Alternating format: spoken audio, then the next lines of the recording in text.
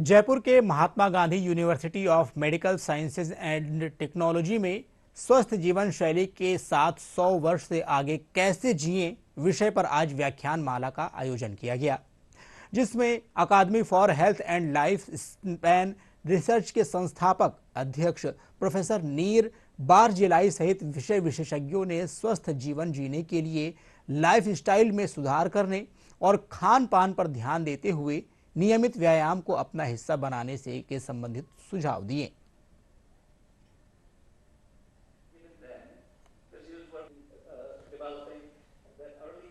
For everyone who's listening now, there are few things that you can do with aging without talking about supplements or medicine, right?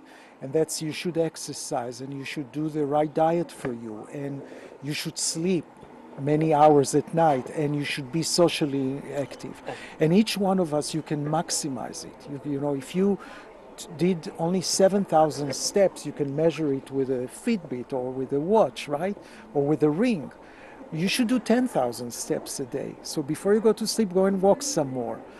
The same with diet. You can do diet that is vegetarian diet or vegan diet, or you can do Mediterranean diet, or you could do like I'm doing, intermittent fasting. I'm fasting for 16, 17 hours every day. Every day? Yeah, and I feel so good. Since I started doing that, I feel so good.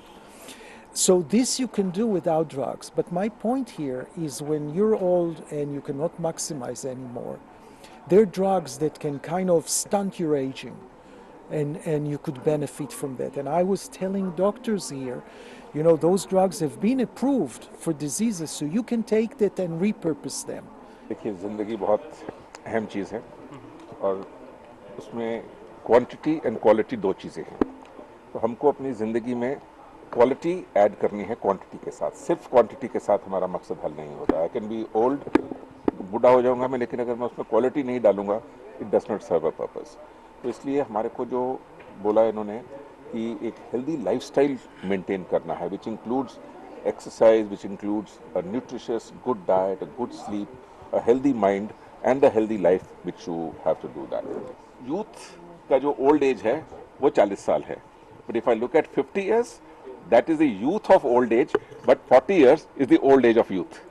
So अगर मैं उस तरीके से देखूं, so at my age I am already youthful for my old age, and that is where I have to add quality to my years and not quantity to my years.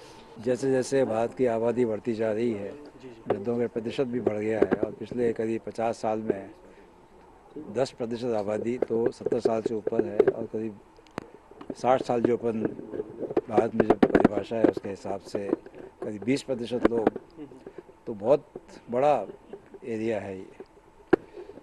जैसे जैसे उम्र के साथ स्वस्थ कैसा रहा जाए, इसके बारे में अपने ऋषि मुनि तो सैकड़ों सालों से बोल रहे हैं कि अगर अपन पूरी परिभाषा योग की या इन सब की रखें तो उससे स्वस्थ रहा जा सकता है, स्वस्थ एजिंग को प्राप्त किया जा सकता है।